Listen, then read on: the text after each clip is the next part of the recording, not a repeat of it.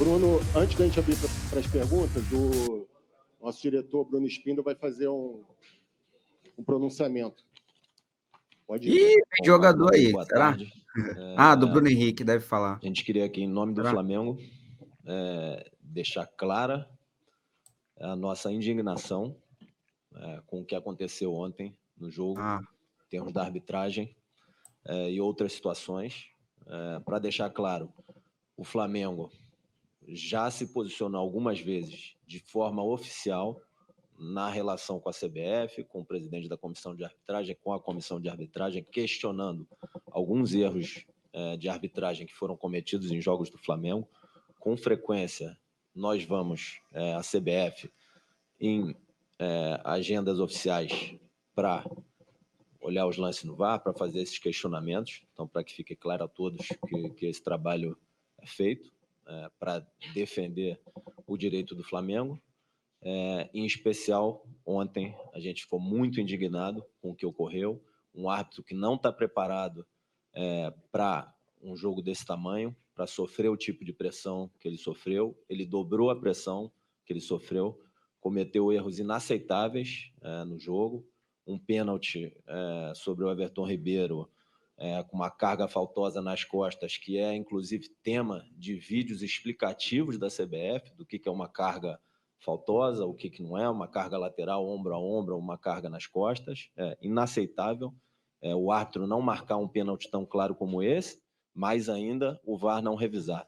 Tem outro lance também que nos causa muita indignação, que poderia ter causado um problema enorme no jogo. Um lance de ataque do Palmeiras que o Bandeira levanta, assinala impedimento do Rony, o juiz apita para o jogo, nossos atletas param, todos os atletas do Palmeiras, exceto o Rony, param, o Rony chuta a bola para o gol, deveria receber cartão amarelo, o árbitro não deixa cobrar o impedimento e ainda vai escutar o VAR para revisar o lance. Assim, causa uma indignação enorme, o tipo de pressão que o árbitro foi suscetível e como ele se comportou durante o jogo. Tem alguns outros lances aí que não cabe aqui, não vou emitir opinião para não alongar, mas que também eu acho que foram lances, no mínimo, imprudentes e violentos de atletas do Palmeiras que não foram repreendidos com cartão pelo árbitro.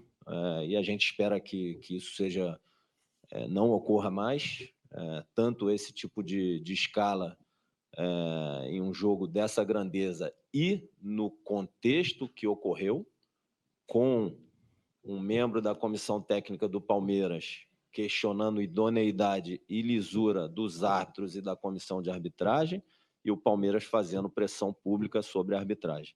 Então, o árbitro não aguentou a pressão e cometeu todos esses erros que com certeza poderiam ter mudado o resultado do jogo.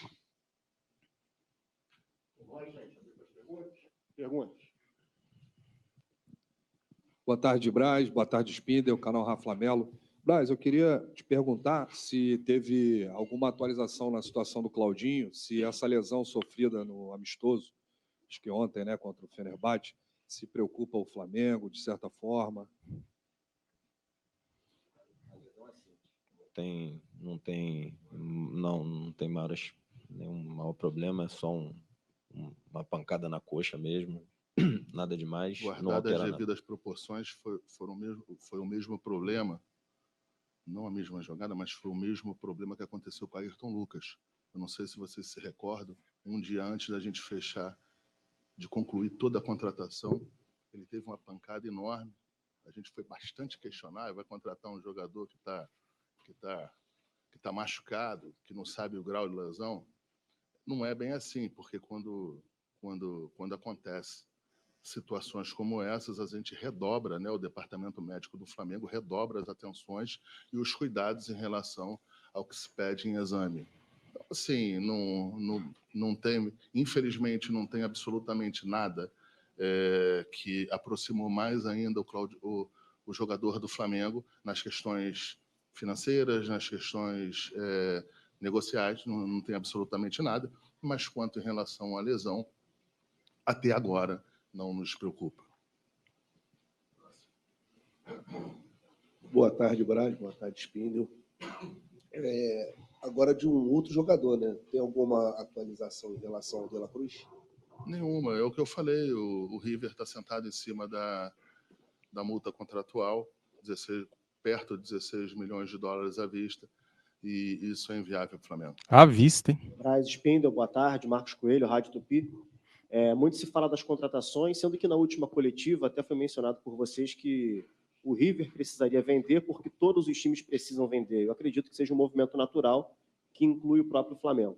Nas últimas semanas, algumas notícias tratando de jogadores oriundos da base, como Vitor Hugo, Matheus França. Como o Flamengo se prepara para essas possíveis propostas e se já teve alguma situação em que o Flamengo recusou alguma proposta que não bateu e se realmente são jogadores que estão em evidência e o Flamengo está se preparando para vender ainda nessa janela. Obrigado. Na verdade, o Flamengo se prepara antes, né? Quando você renova um jogador como esse, como o Vitor Hugo, esses jogadores que você acabou de falar, o Flamengo se resguarda nas multas contratuais para que, em hipótese nenhuma, o Flamengo não esteja nas mesas de negociações caso algum outro clube queira levar o nosso atleta. Né? Não tem aquele negócio de multa de 1, 2, 3 milhões de euros, em que o cara vem, paga, e você sequer senta na mesa para negociar. Então, isso aí já é feito sistematicamente. A gente não tem nenhuma preocupação neste sentido que você está falando. O Flamengo já está preparado. Agora, a partir do momento que vem um clube lá fora, quer fazer uma proposta, uma boa proposta, o Flamengo não tem obrigação nenhuma de vender, mas eu acho que a gente tem, como dirigente, o diretor executivo, as pessoas envolvidas aqui no clube, tem a obrigação de, pelo menos, ouvir, entender, e até por educação, até pela boa relação com outros clubes, você ouvir e ser educado em relação a isso aí, mas não tem absolutamente nada, pelo menos até agora. Opa, perdão. Não é não, cara. Não, não.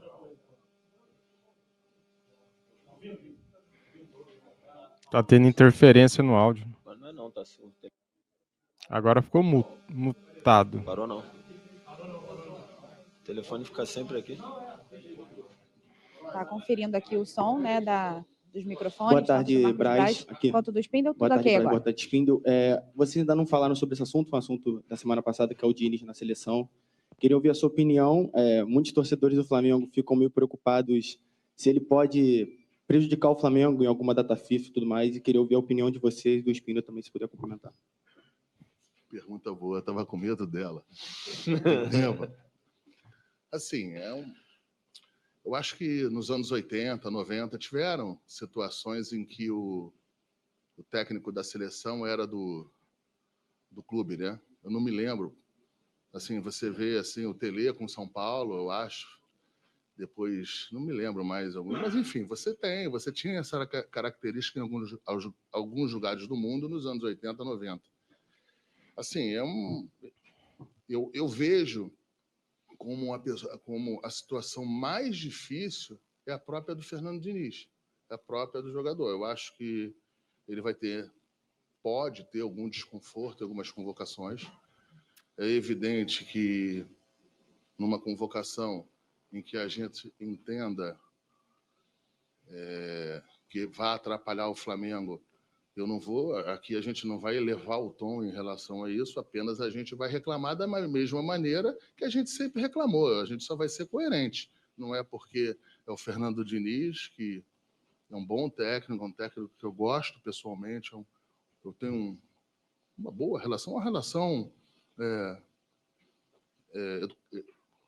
não próxima, mas cordial com ele, só que eu acho que pelo que se tornou o futebol, da maneira com que se está as mídias alternativas, essa grande situação de comunicação que você não consegue controlar, eu acho que é um caminho que a gente aqui no Flamengo, pelo menos, a gente não gostaria de ter. Eu não gostaria de ter o Sampaoli treinando o Flamengo e a seleção chilena, ou a seleção argentina.